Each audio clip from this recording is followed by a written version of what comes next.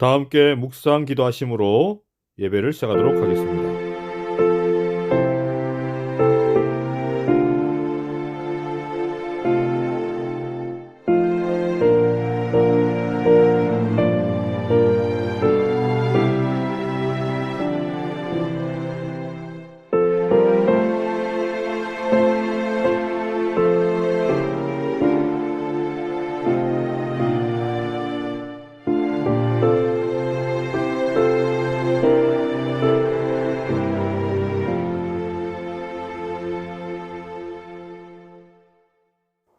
다 함께 시작하는 찬미 365장 구주와 함께 못 박혔으니 참여하시겠습니다.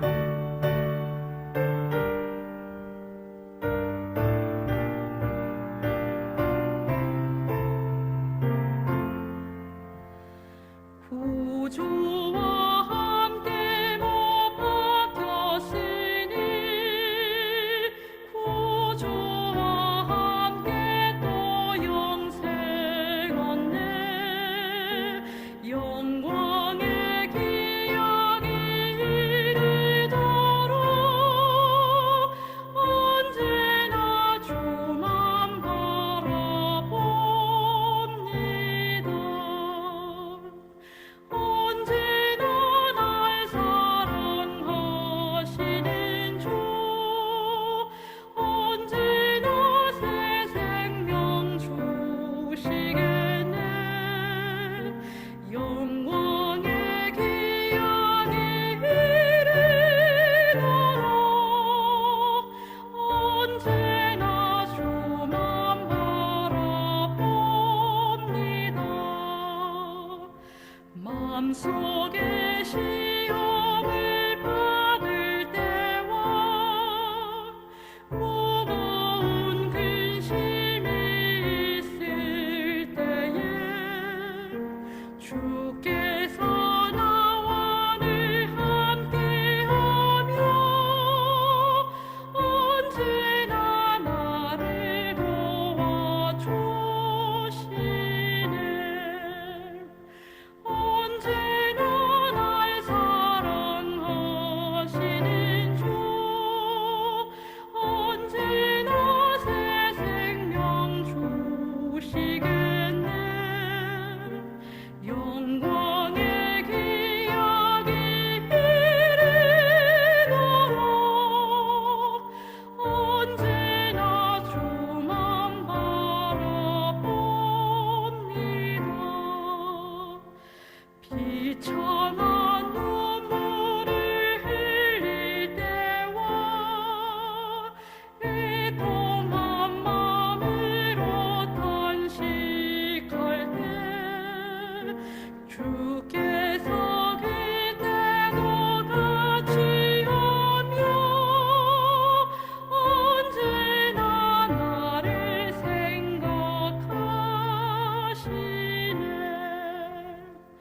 언제나 날 사랑하시는 주, 언제나 새 생명 주시겠네. 영광의 기약이 이르도록 언제나 주만 바라봅니다. 내 몸에 연약함 하시는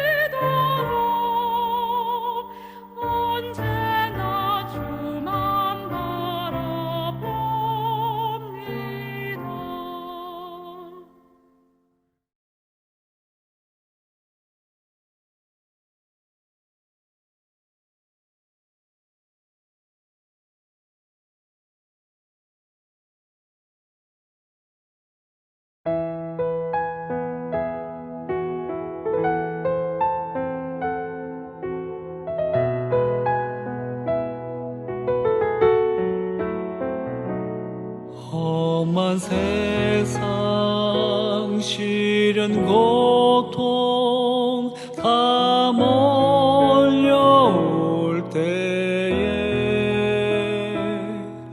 주님의 오실 그날 절망 중에 있을 때 눈을 돌려 주가 당한 십자가 고난 보라 칼바리의 그 십자가는 너를 위한 그 사랑 그 먼 옛날 생각하며 주를 잊지 못하리 오직 너의 생명 위에 주는 생명 버렸네 어머니가 사랑하는 아들이 잊지 못하듯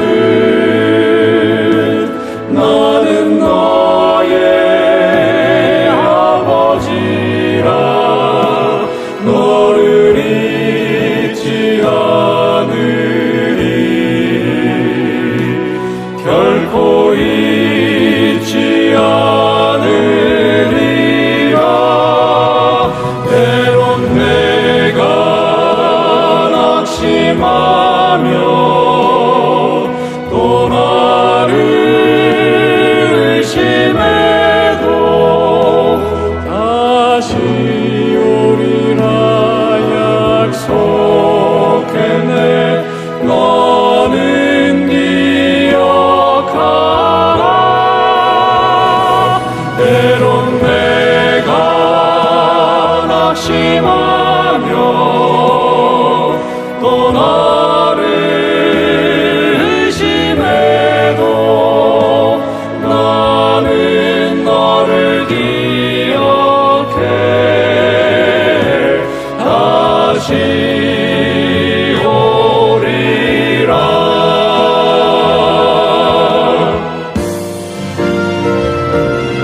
때론 내가 낙심하며 또 나를 의심해도 나는 너를 기억해 다시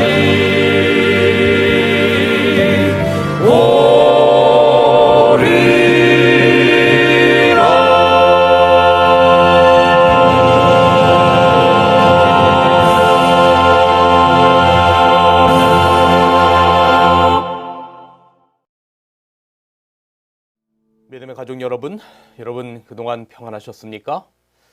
오늘 저는 다니엘서 5장의 말씀을 통해서 메네메네 대겔 우바르신이란 제목으로 말씀을 드리겠습니다. 지난 시간 다니엘 4장을 공부하면서 7년을 짐승의 마음을 받고 그렇게 살다가 다시금 회복된 느부갓네살 왕에게 지극히 높으신 자가 세상 나라를 다스리신다는 것을 하나님께서 깨우치시고 마침내 느부갓네살 왕은 다시금 하나님께 영광을 돌리는 것으로 마쳤습니다. 다니엘서 4장 37절의 말씀을 다시 한번 읽어드립니다. 그러므로 지금 나 느부갓네살이 하늘의 왕을 찬양하며 칭송하며 존경하노니 그의 일이 다 진실되고 그의 행하심이 의로우심으로 무릇 교만하게 행하는 자를 그가 능히 낮추심이라. 이 부분에 관하여 영감의 글은 이렇게 기록했지요. 느부갓네살은 다니엘 앞에서 하나님의 이름의 영광을 돌렸고 마지막에는 완전히 괘씸되었으며 하늘의 왕께 감사와 찬송과 영광을 돌리는 법을 배웠다라고 기록하고 있습니다. 오늘 본문 다니엘서 5장과 다니엘서 4장은 한 장 차이지만 시간적으로는 꽤 차이가 있는 시간입니다. 먼저 우리 함께 다니엘서 5장 1절의 말씀을 보시겠습니다. 벨사살 왕이 자기의 귀족 1000명을 위하여 큰 잔치를 베풀고 그 1000명 앞에 포도주를 마시니라. 다니엘서 4장까지의 배경은 느부갓네살 왕이었는데 다니엘서 5장 1절에 등장하고 있는 바벨론 왕은 우리에게 친숙했던 느부갓네살 왕이 아니라 처음으로 등장하고 있는 벨사살이라고 하는 왕입니다. 다니엘서 4장과 5장 사이에는 약 20여 년의 기간이 있습니다. 그 사이에 4장과 5장의 20여 년의 그 시간 사이에 있었던 역사적인 일들을 간략하게 말씀을 드리도록 하겠습니다. 느부갓네살 왕이 죽은 이후에 여러분 이 도표에 보듯이 그의 아들 에빌므로닥이 바벨론을 통치합니다. 에빌므로닥 왕은 유다 왕 여호야긴을 포로가 된 지 37년 만에 감옥에서 풀어주고 친절을 베풀어 주었던 왕입니다. 에빌므로닥은 약 2년간을 통치하다가 느부갓네살의 사위이자 자신의 처남이었던 여기 네르갈 살레셀이라고 되어 있습니다. 이 네르갈 살레셀에 의하여 이 발음은 약간씩 좀 차이가 있을 수 있습니다. 혹은 네리글리사르라고 하는 이름으로도 불립니다. 이 처남이고 사위의 반란에 의하여 왕권을 또다시 빼앗기게 됩니다. 왕권을 빼앗은 네리글사르는 4년간을 통치하다가 전쟁터에서 전사하게 되었고 그의 아들이었던 여기 라브로소알 코드가 왕권을 이어받게 됩니다. 하지만 그는 통치 1년도 못 되어서 왕권을 또 빼앗기게 되었는데 그 왕권을 차지한 사람이 바로 느부갓네살 왕의 또 다른 사위였던 나보니두스였어요. 여기 또 나보나이드라고도 불리는 사람입니다. 그런데 바로 오늘의 주인공 벨사살 왕의 아버지가 바로 이 나보니두스였습니다. 이 복잡한 이야기를 잠깐 다시 정리하자면 벨사살 왕은 바로 느부갓네살 왕의 외손자였다라고 하는 것입니다. 이런 일들이 다니엘서 4장과 다니엘서 5장 사이에 약 그 20년의 시간의 갭 동안 있었던 역사적인 사실들입니다. 여러분, 그런데 성경은 그 붙인 느부갓네살이라고 다니엘 5장 2절에는 그렇게 표현을 하고 있습니다. 사실은 외할아버지 격이 되는 것이죠. 그런데 여기에 성경에는 부친이라고 표현을 했는데 여기서 부친이라고 하는 표현 자체는 그 전임자라는 의미로 이해할 수 있을 듯합니다. 선지자 왕도 느부갓네살의 손자 벨사살이라고 분명히 명시하고 있어요. 여기 선지자 왕 522페이지에는 이렇게 기록합니다. 느부갓네살의 손자 벨사살의 어리석음과 그렇게 말했습니다. 자, 그러니 사실은 느부갓네살과 벨사살의 관계가 외할아버지와 외손자의 격의 관계지만 성경에 있어서의 그 부친이라고 하는 표현은 어떤 그런 전임자라고 하는 그런 표현으로 여러분이 이해하시면 될 것 같습니다. 자, 이제 오늘 본문 다시 다니엘 5장으로 돌아와서 다니엘 5장의 때는 BC 539년 10월 13일 밤이었습니다. 바로 바벨론의 멸망의 밤이었습니다. 다니엘 2장으로부터 약 60년의 시간이 흘렀을 때입니다. 다니엘이 18세에 포로로 잡혀왔으니 이제 다니엘의 나이도 80세가 다 되는 나이가 되었습니다. 다니엘은 바벨론에서 하나님의 등대의 역할을 충실히 감당하며 살아왔습니다. 이제 다니엘의 노년에 다시금 하나님께서는 다니엘을 하나님의 등대로 세우실 참이었습니다.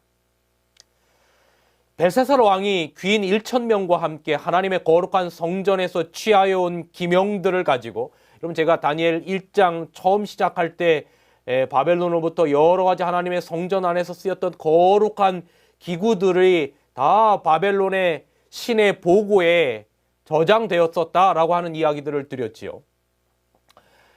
이제 하나님께 영광을 돌리기 위하여 예배하기 위하여 쓰였던 그 거룩한 성물들을 꺼내가지고 이 벨사살 왕은 술을 마시며 주색에 빠져 있을 바로 그 BC 539년 10월 13일 밤, 그때가 바로 다니엘서 5장에 기록되는 바벨론의 멸망의 밤이었습니다. 이 벨사살 왕은 주색에 빠져 금은 동철 목석으로 만든 신에게 경배하였어요. 다니엘 5장 3절에 보면 이에 예루살렘 하나님의 전 성소 중에서 취하여 온 금 기명을 가져오매 왕이 귀인들과 왕후들과 빈궁들로 더불어 그것으로 마셨다라고 기록하고 있습니다. 그런데 여러분, 이것이 단순히 왕이 귀인들을 데리고 술을 마신 어떤 술잔치의 의미가 아니었습니다.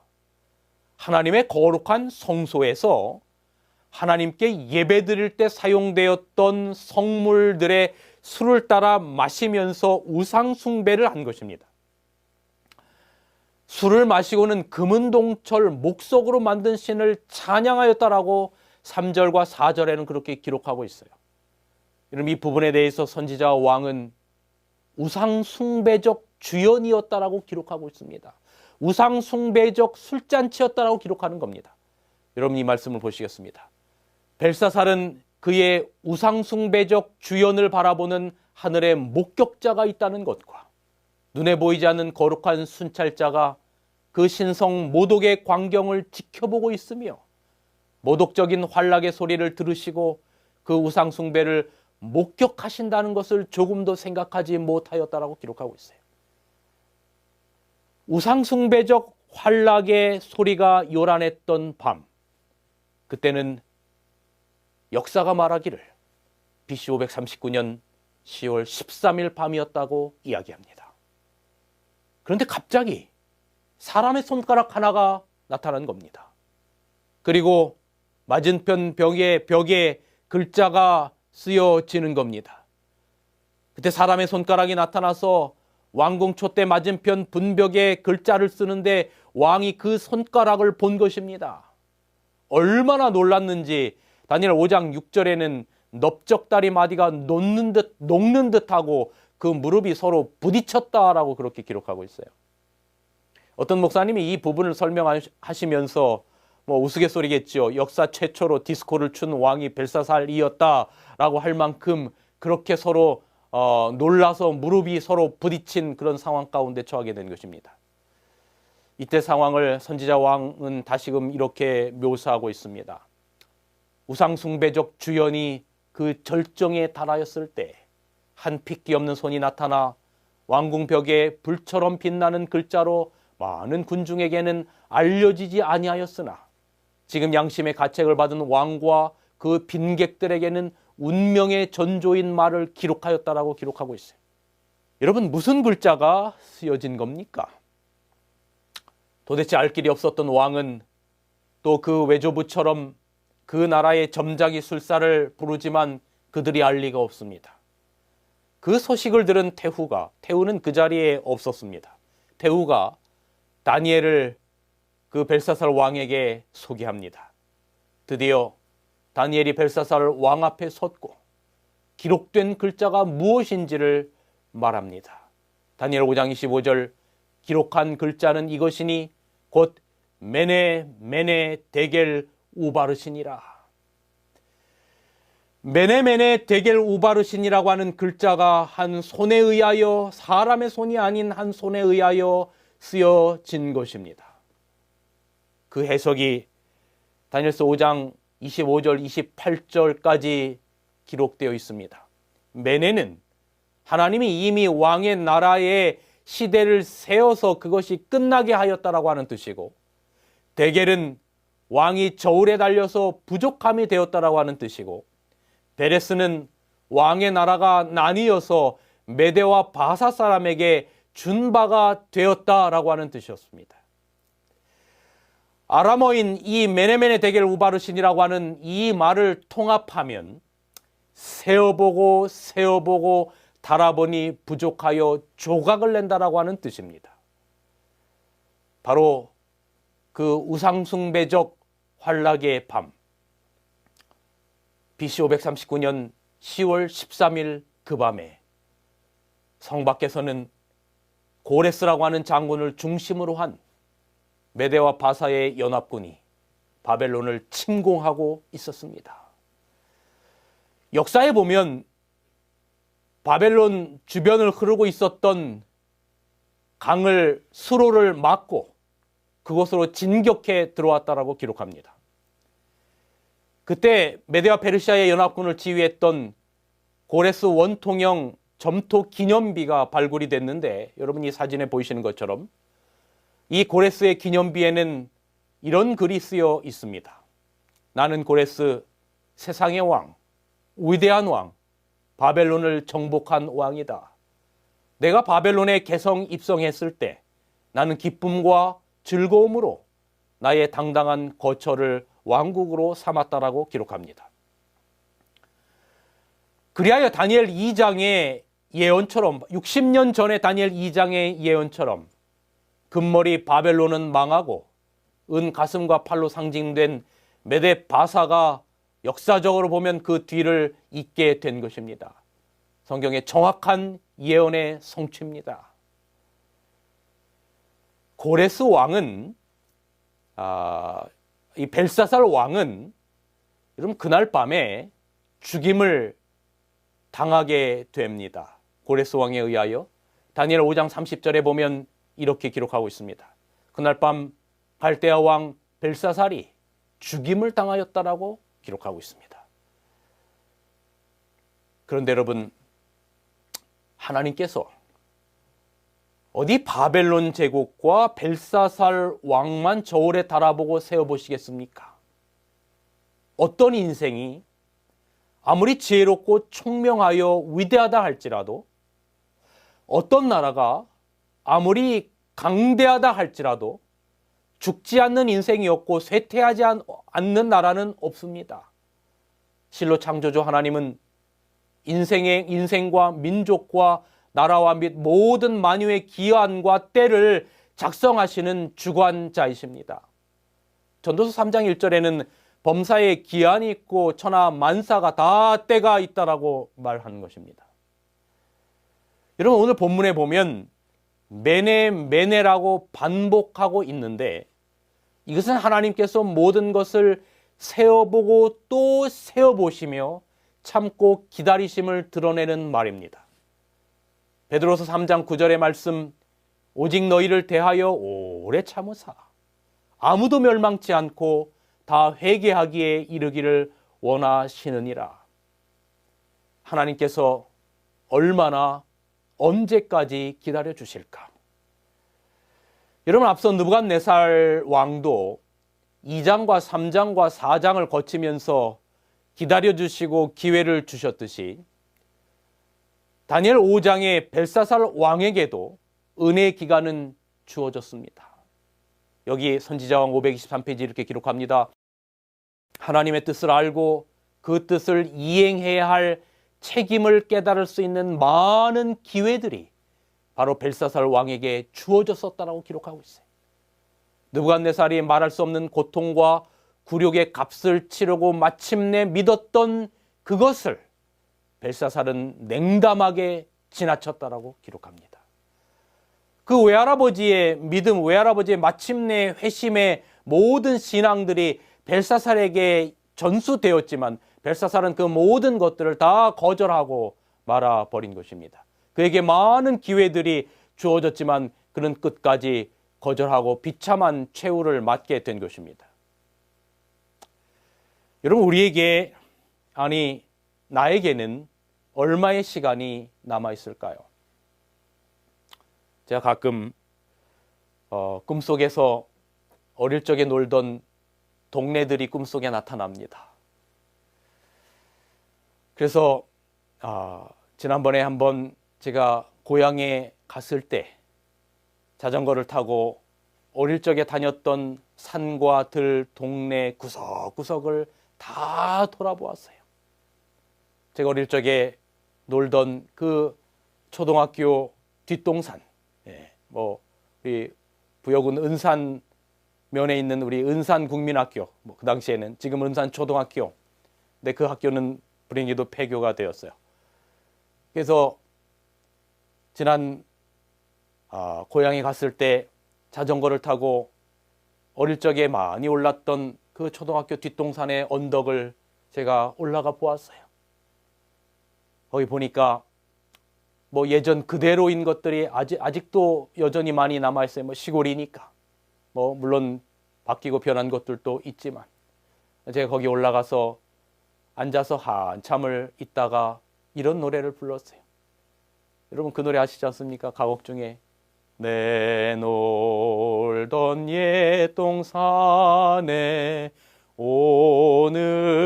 오늘와 다시 서니 산천의구란 말, 옛 시인의 허사로고 예섰던 그 큰 소나무 베어지고 없구려.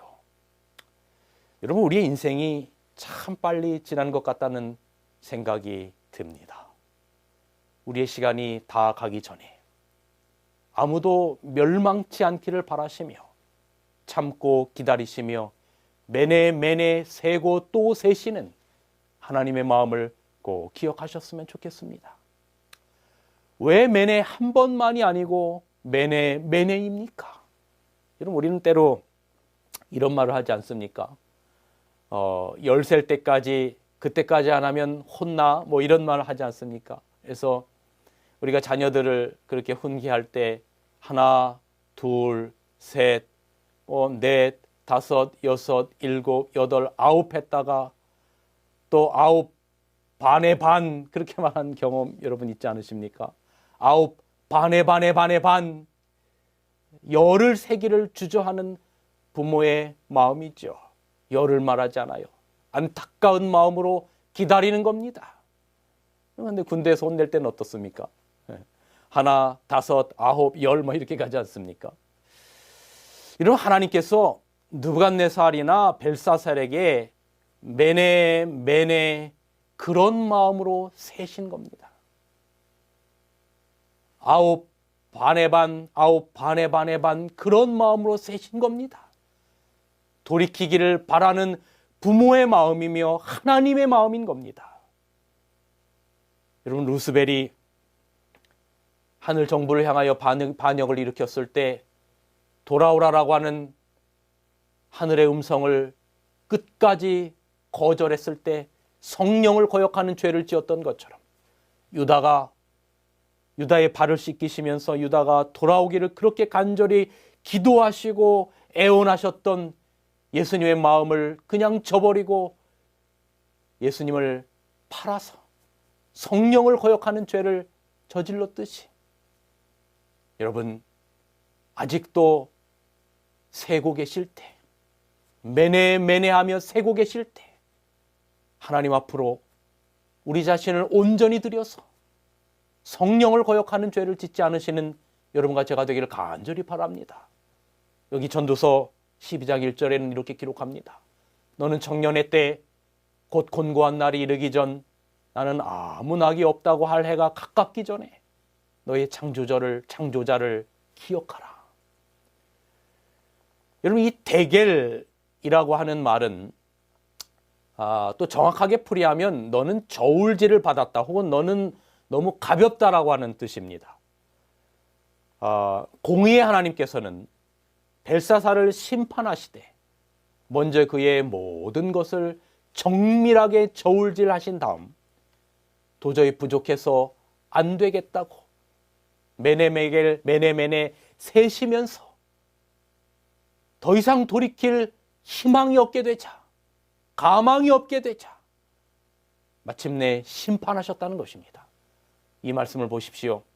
선지자왕 526페이지, 그들의 앞에는 이제 그 다니엘 5장에 우상숭배적 주연을 벌였던 왕과 고관 대작들 앞에는 저희의 악한 생애의 행위가 파노라마처럼 지나갔고, 그들은 저희가 바로 그의 권능을 모독한 영원하신 하나님의 심판대 앞에서 신문을 받는 것처럼 보였다라고 기록합니다. 여러분, 하나님께서 나를 정밀하게 저울질하신다면 과연 나의 무게는 어느 정도일까? 우리의 헌신의 무게, 남을 사랑하는 사랑의 무게, 남을 용서하는 용서의 무게, 충성의 무게, 믿음의 무게. 주님께서는 엉뚱하고 불공정하게 도저히 감당할 수 없는 것을 요구하시는 분이 결코 아니십니다. 다만 우리 각자가 서 있는 자리에서 믿음의 무게를 감당하시기를 그분은 원하십니다. 믿음 때문에 내가 좀 더 희생해야 한다면 기꺼이 그렇게 하십시다. 믿음 때문에 내가 먼저 용서의 손길을 뻗어야 한다면 기꺼이 그렇게 하십시다. 믿음 때문에 주님께 충성해야 한다면 즐거운 마음으로 그렇게 하십시다. 제가 지난 올해가 시작되면서 교회 증언의 말씀을 읽어드렸었는데 그 말씀을 다시 한번 좀 새기고 읽어드리고 싶어요. 왜냐하면 저도 신년 첫 설교로 제 교회에서 이 말씀을 드렸고, 여러분들에게도 지난번에 말씀 가운데 이 말씀을 읽어드렸는데, 우리가 시간이 지나면 자꾸 잊어버리지 않습니까? 그래서 제가 잊어버릴 때마다 이 말씀을 제가 성경 앞부분에 프린트해 놓고 읽고 다시 한번 마음을 하나님께 드리기를 그렇게 하곤 합니다. 그래서 여러분에게도 다시 한번 이 말씀을 좀 읽어드립니다. 새해가 시작되었다. 그대의 그리스도인의 생애에 있어서 지난 해의 기록은 어떠했는가? 그대의 하늘 기록은 어떠한가? 나는 하나님께 조건 없이 굴복하도록 그대에게 호소한다. 그대의 마음이 나뉘어졌는가? 그것을 지금 완전히 주님께 바쳐라. 다가오는 해는 과거의 것과는 다른 생애의 역사를 이루라. 그대의 영혼을 하나님께 낮추라. 모든 가식과 허식을 버려라. 그대의 단순하고 순수한 자아를 드러내라. 모든 생각과 말과 행동에 진실하라. 그리고 겸손한 마음으로 각각 자기보다 남을 낮게 여기라. 도덕적 본성은 끊임없는 경성과 기도로 지탱되어야 할 필요가 있다는 것을 언제나 기억하라. 그대가 그리스도를 바라보고 있는 한 그대는 안전하다. 무엇보다도 마지막 말씀이 우리의 연약한 존재들에게 위로와 힘이 되지 않습니까? 그대가 그리스도를 바라보고 있는 한 그대는 안전하다. 무엇보다도 더욱더 메네메네 데겔 우바르신, 우리의 시간을 세시고 세시며 저울에 재시는 그 주님 앞에 우리가 그리스도로 말미암아 받아들여진 바 되는 그런 백성으로서 살아갈 수 있는 여러분과 제가 되기를 간절히 바랍니다. 여러분, 오늘 본문으로부터 60년 전 하나님께서는 느부갓네살에게 바벨론 다음에 메데페르시아라고 하는 나라가 등장할 것을 예언하셨고, 60년 후 예언은 성취된 것입니다. 지난 시간 말씀드린 것처럼 세상 역사는 하나님께서 주관하고 계십니다. 하늘의 거룩한 자가 주관하고 계십니다. 이처럼 세상 역사는 예수님의 재림으로 마무리될 것입니다. 이 모든 것들은 그렇게 분명히 성취될 것입니다. 2007년 10월 12일 제가 외국에서 공부를 하고 있을 때 한국에서 저희 처 이모님과 이모부님께서 오시기로 되어 있었습니다. 도착 예정 시각은 밤 11시. 아내와 제가 공항에 마중을 위해서 도착한 시간은 밤 10시 45분 정도였습니다. 제가 이것을 정확히 시간까지 기억하는 것은 그때 이 경험 이후에 제가 적어놨기 때문에 그럽니다. 이제 그 공항에 도착하자마자 바라본 전광판 속에 아시아나 오지 7013편. 그런데 그 비행기 편명 옆에 나란히 쓰여져 있는 글자가 텐타티브라고 하는 글자가 쓰여 있었어요.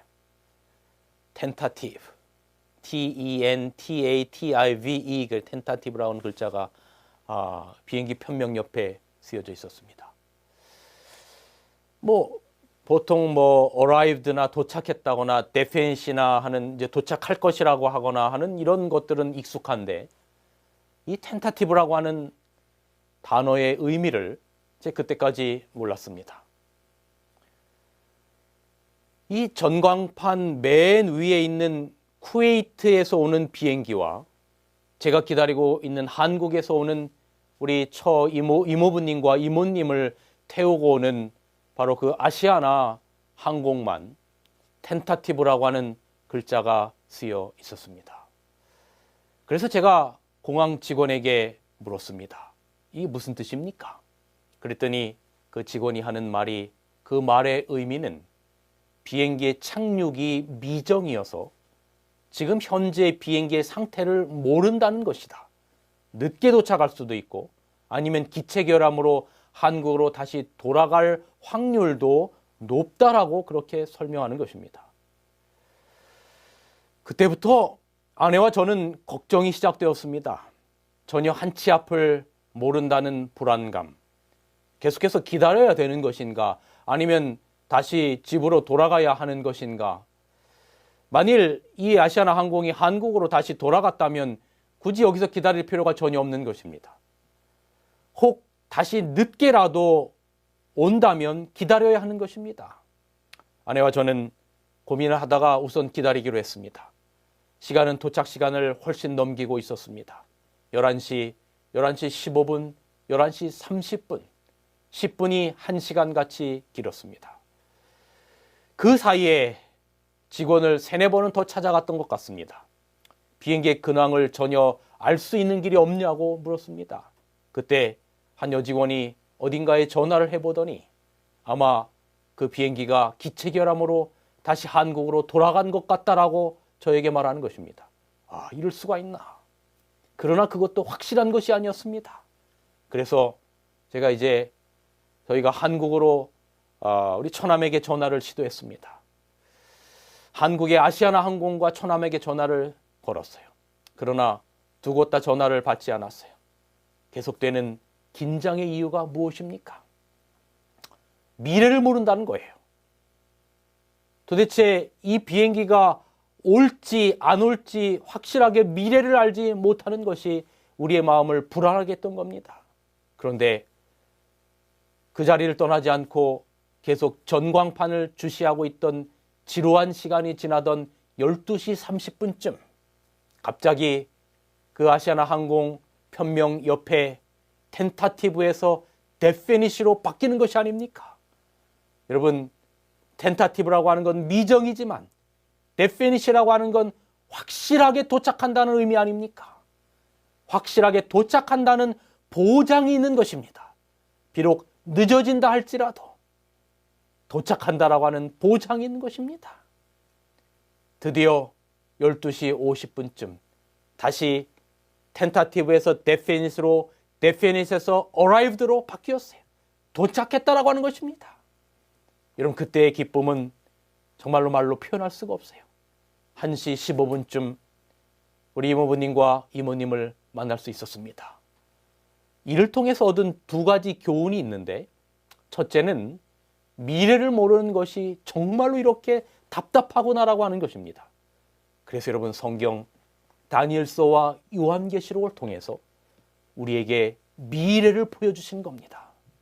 다니엘서 2장 28절에 후일에 될 일을 알게 하셨나이다라고 기록하고 있는 겁니다. 요한계시록 1장 1절에도 반드시 속히 될 일을 그 종들에게 보이신다라고 하는 것입니다.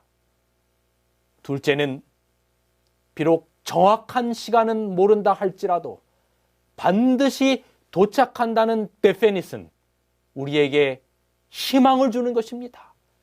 기다림의 희망을 주는 것입니다. 비록 더딜지라도 도착한다라고 하는 희망을 주는 것입니다. 그래서 하박국 2장 3절에는 이 묵시는 정한 때가 있나니 그 종말이 속히 이르겠고 결코 거짓되지 아니하리라. 비록 더딜지라도 기다리라. 지체되지 않고 반드시 응하리라. 여러분 아멘 아닙니까? 요한계시록 22장 20절 이것들을 증거하신 이가 가라사대 내가 진실로 속히 오리라 하시거늘 아멘 주 예수여 오시옵소서. 여러분 누가 바랄 수 있는 음성입니까? 아멘 주 예수여 오시옵소서 누가 낼 수 있는 음성입니까? 성경 역사가 주님의 뜻에 의하여 분명히 이루어지고 마침내 예수님의 재림으로 끝날 것이라고 하는 것을 확실하게 definite 보장할 수 있는 그 믿음을 가진 자들이 이렇게 답할 수 있는 것입니다. 여러분 우리가 주님이 언제 오실지는 모르지만 반드시 도착하신다라고 하는 반드시 온다라고 하는 데피닛을 우리에게 다니엘서와 요한계시록을 통해서 보증으로 주셨어요. 그래서 우리는 기쁨과 희망으로 살 수 있는 것입니다. 이것이 바로 예수님의 재림을 기다리는 재림신자의 삶이 아니겠습니까? 메네메네 데겔 우바르신 하나님께서 세십니다. 하루를 천년같이 세십니다. 금머리 바벨론에서 성경의 예언에 따라서 은가슴과 팔인 메데페르시아의 나라로 넘어가고 그 다음에 동의 나라, 그 다음에 철의 나라, 열국, 오늘 우리가 사는 이 세상까지 이어진 것처럼 마침내 하루를 천년같이 기다리시는 그 마음으로 예수님께서 이 땅에 다시 오실 것입니다. 우리가 구원받기를 간절히 바라는 매내 세시고 또 세시면서 그런 마음으로 이 땅에 다시 오실 준비를 하고 계시는 것입니다. 우리는 반드시 다시 텐타티브가 아니고 데피니스로 오신다라고 하는 것을 마음 가운데 기다리며 정말로 우리의 인생을 허송세월하지 않고 오직 주님만을 바라보며 그렇게 믿음과 용기를 가지고 매일매일 승리하며 살아가시는 여러분과 제가 되기를 간절히 바라면서 오늘 말씀을 줄이겠습니다.